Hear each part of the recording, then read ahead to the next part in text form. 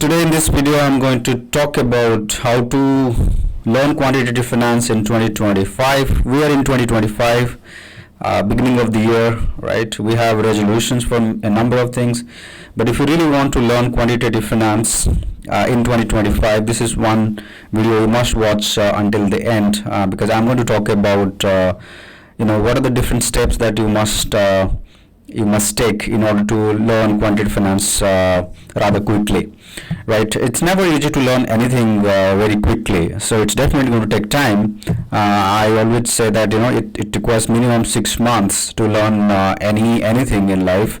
Certainly quant finance, which is a very academic topic, right? So the people who are new to quant finance, or people who are hearing quantitative finance for the first time, let me tell you that it's a job profile that combines mathematical skills, coding skills, and skills in finance. It's one of the most lucrative field in the world, and quants are known to be the nerds, the geeks who are really good at coding, good at mathematics, but also are business savvy and can do a number of things to solve problems in the field of finance. So many people from scientific background and engineering technical background, they want to work in quantitative finance industry, and one of the question that I often get is that, okay, how do we learn ourselves, right? What are the ways to go about learning, and how to sort of transition from being a researcher, being an engineer, being a developer, software developer, to becoming a quant, right? This is a very common question that I often get. I've discussed many times on this channel, but also I have written about it on different forums. I'm going to talk a bit about that today, and I'll obviously add a few more things. I'll update a few more things that I've said in the past, based on the changes that I have seen over the last few years in this industry, and what are the changes that you must also make in order to learn it faster and in order to be more effective in your learning process. All right.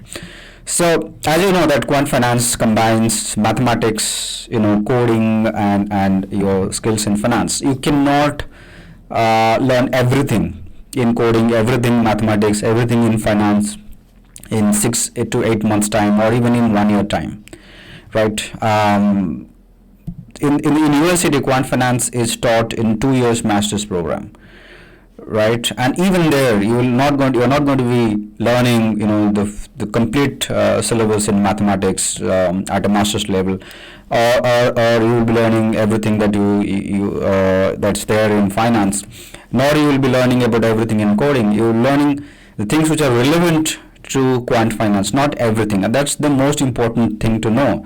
Because what I see some people doing is that they start with the high school mathematics, they go deeper into things, and they never finish that, and they never get started with quant finance. So that's a common mistake people do, because they simply don't know what to learn and what not to learn.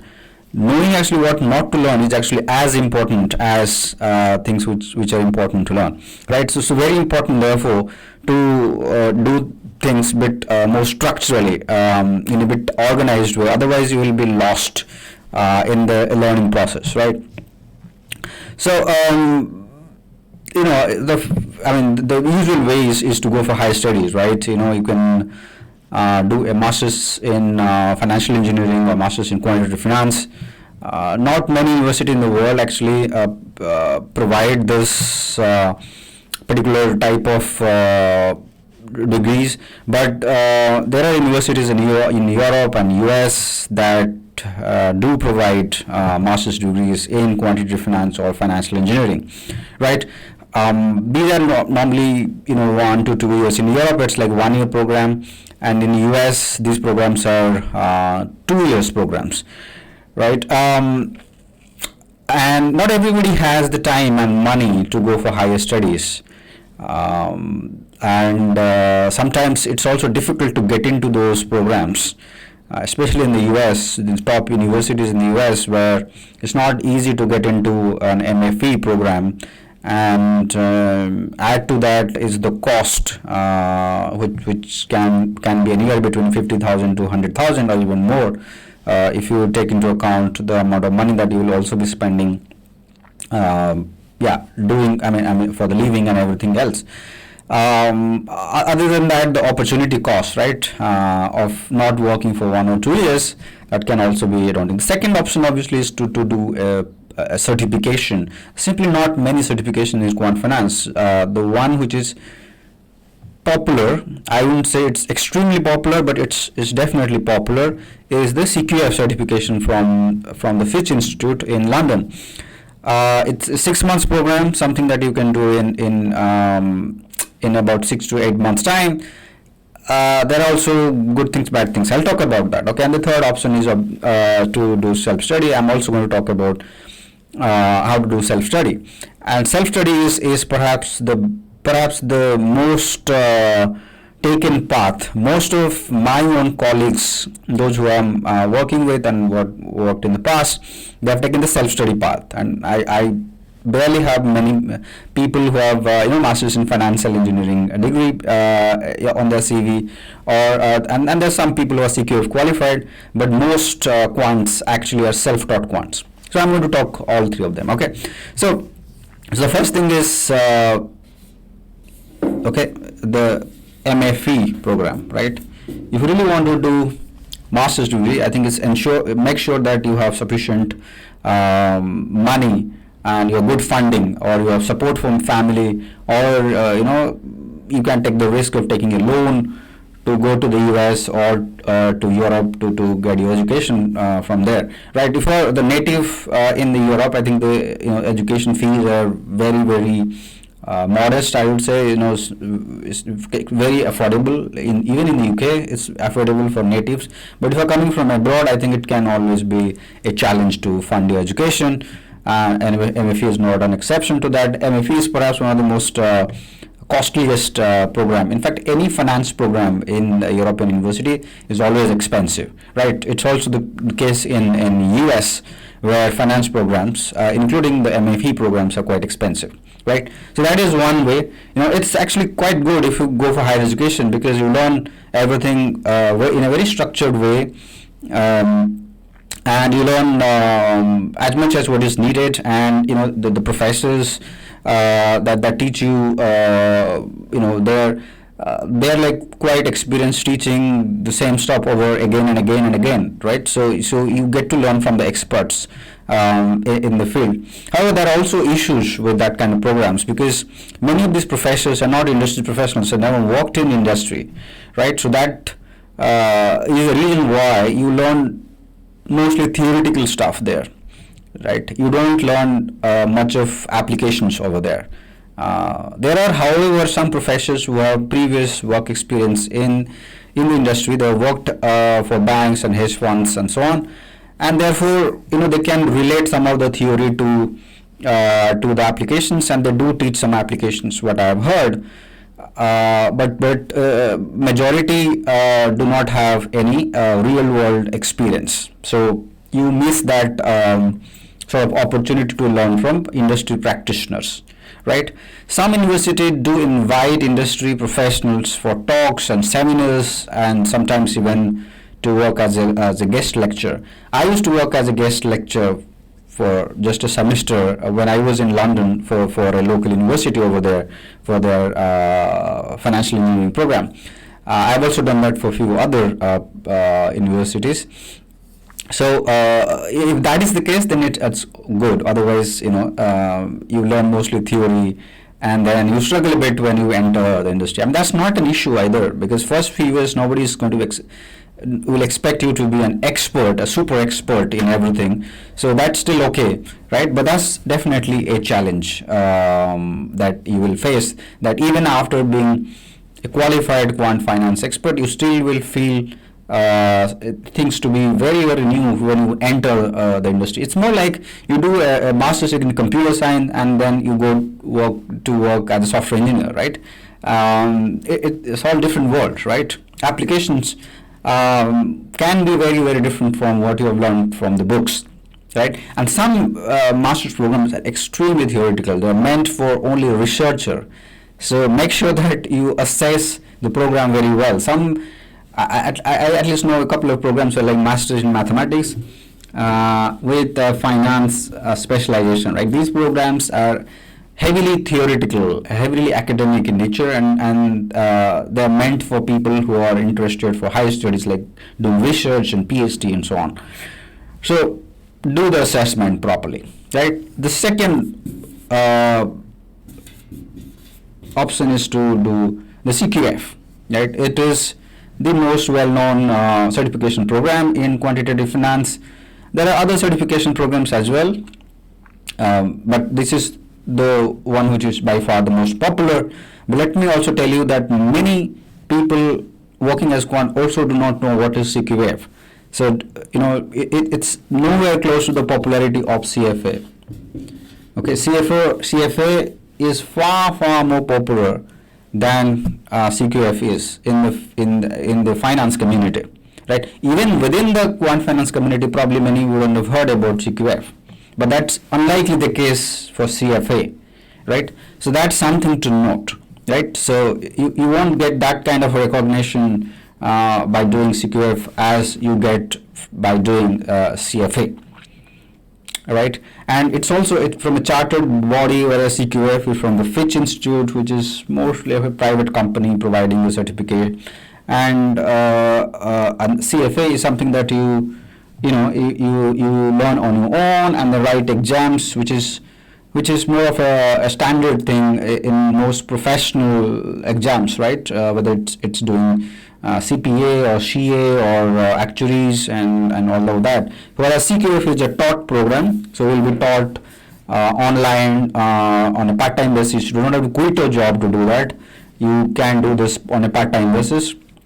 But almost everybody who enrolls in a CQF gets the certificate. Rarely have I come across anyone who has enrolled into the CQA program and hasn't got the certificate from the institute. So you're almost guaranteed of the certificate when you enroll for CQA, right? So that's a good thing. That's also a bad thing, because if there is no filtration happening, then obviously the credibility is also a bit questioned, right? Certainly not for CQA, because the people who are actually teaching CQA, they're like veterans in this field. They're like some of the best guys, and many of them are industry professionals actually. There are many industry people who teach in CQF, so that's an advantage over MFE. But in terms of course fee, they are very similar. CQF can also be very expensive. Even though it's a 6-month certification program, it's still quite expensive. Whereas MFE, no doubt expensive, but you get university degree status. You get a master's degree which is recognized in the industry, and it has a status to it, right? So yeah, it's a bit of a trade-off. I mean, if you do not want to quit a job and do something on the side, I think CQF is far better than MFE. There are some universities that provide part-time masters in finance programs. I would prefer a CQA program which is part-time online compared to an online master's degree. But a full-time master's is better, right? And CQF is more suited for people who are already industry professionals. They're either working in finance, maybe in a completely different profile, as an accountant maybe, or as a tech guy, or a software engineer, data scientist and so on, or risk manager. But MFE is more suited for students actually. If you just finished your degree and you want to do higher studies, I think MFE is preferred. You don't go for CQF in that situation. If I've got a job, then that makes sense. Then CQF is a bit better. Again, it's up to you to decide. There are pros or cons, but it's entirely up to you, entirely up to your situation, right? Third option is perhaps the most preferred by many people. It's the self-study, right? Because when you start out, you do not always know whether you want to continue this career for a very long time or not. There is always an uncertainty that you may not like this particular career. Finance is not for everyone, and quant finance is definitely not for everyone. Some people will feel it from the moment go. Some people will feel it maybe in a year time. But if you do not like finance, then you probably will leave it. And I have seen many people leaving finance maybe after 1 year, after 1 year of working, and after 2 years of working, or sometimes even 4 5 years. They spend and then they leave and they do something else, right? So why invest so much money in master's degree and certification program, right? Because it can cost you well above like 20,000 US dollar, even more. In fact, the MFE program can be extremely expensive if you really want to do full-time, quitting a job and everything. CQF can also be expensive, by the way. CQF, by the way, gives discounts to some of these, people from the developing countries. They have discounts, and I don't know what's the final course fee for that, but it's certainly like 50% or 60% less than the fee they charge otherwise. Okay, the third option, which is, I think, a good option, is the self-study. But there are several issues or challenges that you will face if you go for self-study. First thing is that, what are the things to study? How do I study? Right? What are the sources? And what are the topics that I should focus on, right? Or I should specialize in? What are the things that I should not study? What not to study is very important to know, right? So knowing the sequence of the topics that you want to learn is always a big challenge in quantitative finance, because any quant finance book you pick up, it's never easy to know whether it's for beginner, it's for intermediate people, it's for experts, because nobody writes books for beginners. Actually, most books are for people, working professionals or experts, right? There are simply not many books for absolute beginners. And what I've seen is that even the books which are for absolute beginners, it assumes that you already know quite a number of things in this field, which is obviously not the case for many people, right? So that's one challenge. The second thing is that the sequence of topics that you should learn, that's not always clear, right? Some quant finance books are heavy statistic focus, some quant finance books are heavy machine learning focus, some are heavily focused on stochastic methods, some are heavily focused on actuarial science, insurance, so because it's such a broad area, right, it's important to know actually which topics to know, otherwise which topics to study, because if you start learning everything, then you will never finish it, you will never be able to learn it properly, right? So that's a big challenge with self-study. But then that's something you face anything you learn, right? If you do self-study for software engineering or any other field, it's the same story, right? It's the same set of challenges that you face. It's also true if you learn any musical instrument, right? It's never easy to learn on your own. Even watching YouTube videos or reading blogs, learning a musical instrument is a challenge. It's also the same. It's also a challenge that you will face while self-studying quantitative finance. All right, that does not mean that it's impossible, right?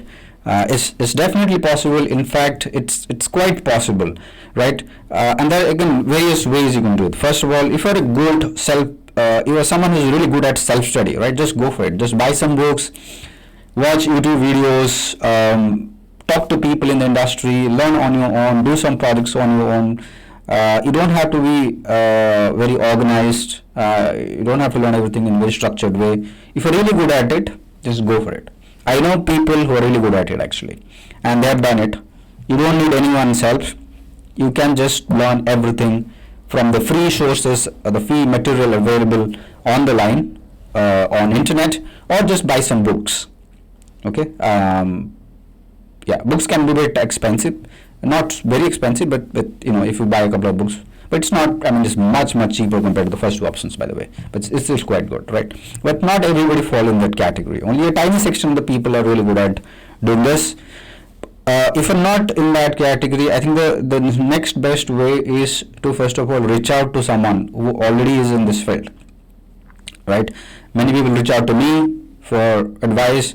You can reach out to other people also, right, who are in this industry for long. they can guide you as to what to learn, right? What topics to focus on, what books to follow, what things to learn, right? You can also do a short course just to learn this field in a bit more structured way, right? It will be a lot less expensive compared to the CQF fee, but those certifications obviously won't be recognized in the industry, right? It's just for your learning that you do these short courses, but obviously you won't be able to do it. For marketing purpose, for marketing your CV. That's not going to help. But let me tell you that if you already have a good quantitative background, right? If you have a bachelor in science or bachelor in technology, master's degree in science or technology, or a PhD, you really don't need any other certification or master's degree in finance in order to land a job in quant finance. You just have to learn everything on your own, either through short courses or through books or through mentorship or through free resources available online. Most of my colleagues come from research background or people with a master's degree in science or engineering, and I think most of them don't have any formal training in finance, right?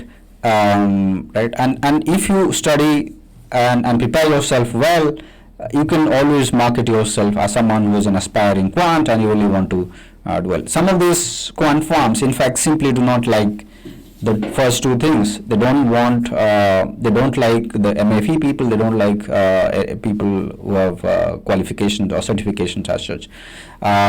Simply because a lot of things they do are simply not taught in universities, nor in any certification program. They just want people who are good in maths and coding, right? A bit of finance and knowledge of some academic models in finance is good, but the actual work that you will be doing there probably will be very, very different, right? So it's good to have a solid understanding of the fundamentals, but the actual work may be very, very different, and you may have to learn on the job on a number of things. And that's exactly the reason why quant firms hire always like smart people. They don't care about too much about the knowledge of finance. They just want to know whether you're interested in finance or not, and that's very, very important actually, right? And how do you convince someone that you have interest in finance? Only if you have done some finance, you have read some book, you have done some courses, or you have talked to people in this field. Only then you have ideas, you know the field a bit, you can use some jargons and so on, right? And the second, of course, is that you have used some mathematics to solve some, you have done some projects and so on. For example, let's say you have used Markov chain, Monte Carlo to solve some problems in finance, or you have used machine learning techniques like, support vector machine to solve some problem in finance, or you have built an automated, algorithm for trading purposes, right?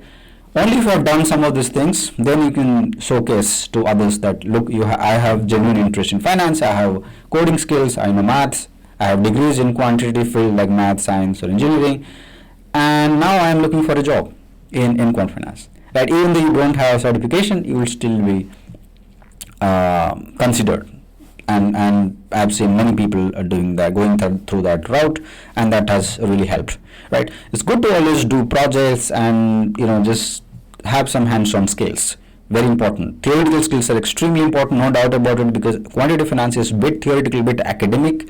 So you need to know the academic models, you need to know some finance, accounting, corporate finance, risk management, regulations, and so on. You need to also know a bit about the products, financial products, but you also need to know a bit of, I think quite a bit of mathematics, and coding goes without saying is very important. However, if you have done a project, right, that's super important, right? It's more like in software engineering. If you have a GitHub profile, you have done coding, right, you can show your code to others. It's exactly the same in quant finance, right? If you have done a project, right, you can take someone through the project during the interview. I recently had a student actually, he came from a software engineering background, but he built a software system for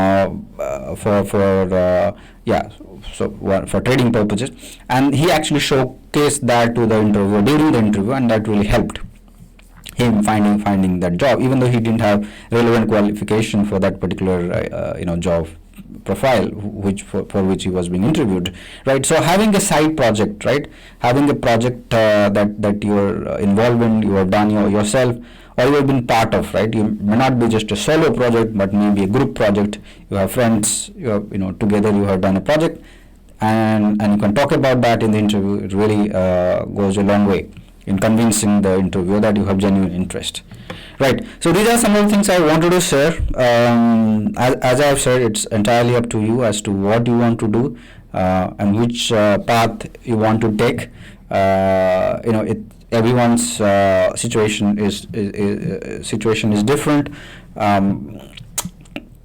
I went for higher studies, by the way, just to clarify. I went for higher studies. I do have a physics background, but I went for higher studies in finance in order to work in quant finance. But if I had to start all over again, then I would not do that. I would rather study on my own because spending 2 years is not always a wise choice. But then I did it in a university where I was a scholarship holder. I didn't have to pay much money. I made money during my master's degree because I was getting paid as part of my scholarship.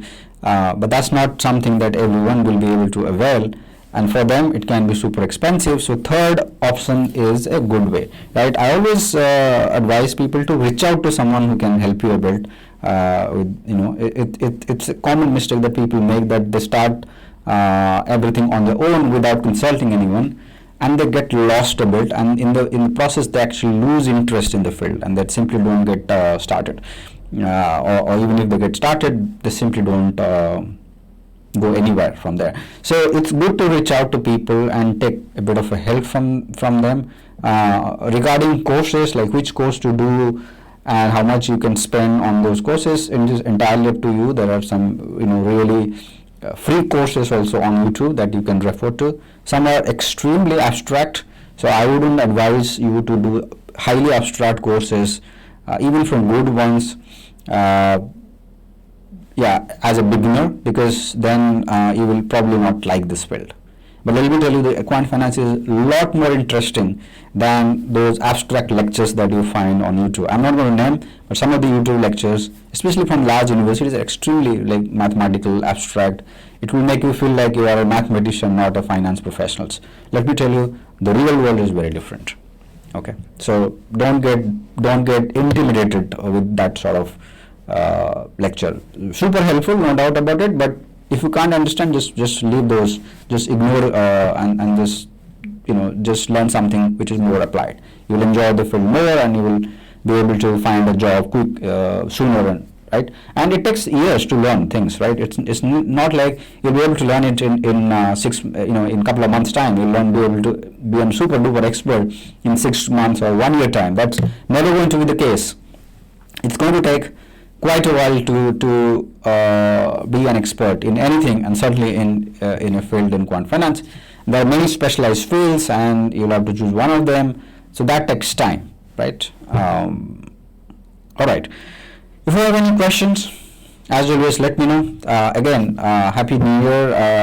We're end of January, so belated Happy New Year, and I look forward to make more such videos on this channel. Thanks for watching. Any questions, let me know in the comment section. I am going to be making more such videos on quantitative finance on this channel, or also on different other topics in finance in general, not just quant finance, but finance in general.